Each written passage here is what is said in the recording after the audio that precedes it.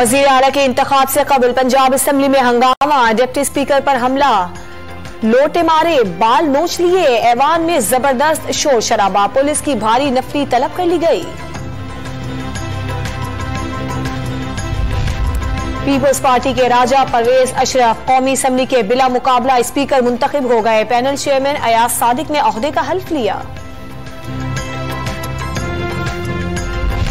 गुज़श्ता हुकूमत का दिल पत्थर का था, मुल्क के लिए तबाही के अलावा कुछ नहीं छोड़ा। वजीर आजम शहबाज शरीफ का कौमी असेंबली में खिताब, पंजाब असेंबली में डिप्टी स्पीकर पर हमला फस्तायत करार दे दी।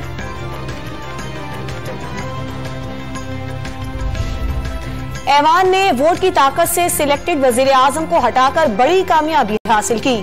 मुल्की इदारे आईनी किरदार निभाएं तो पाकिस्तान की तरक्की कोई नहीं रोक सकता।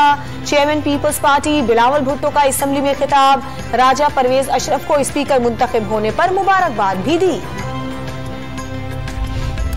असासे डिक्लेयर न करने या छुपाने पर मनी लॉन्ड्रिंग का मुकदमा बनाना गैर कानूनी करार, केस के लिए जुर्म के पैसे से राब्ता साबित करना जरूरी है।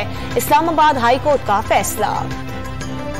रोशन डिजिटल अकाउंट में 4 अरब डॉलर के फंड्स आए, 4 लाख पाकिस्तानियों ने अकाउंट्स खुलवाए। गवर्नर स्टेट बैंक का बयान, अकाउंट से रकम निकलवाने की खबरें मुस्तरद कर दी। और मारूफ समाजी रहनुमा बिल्किस ईदी की नमाज जनाजा अदा कर दी गई। वजीर आला से मुराद अली शाह की काबीना अरकान के हमरा नमाज जनाजा में शिरकत, मरहूमा की तदफीन सरकारी एजाजात के साथ की जाएगी।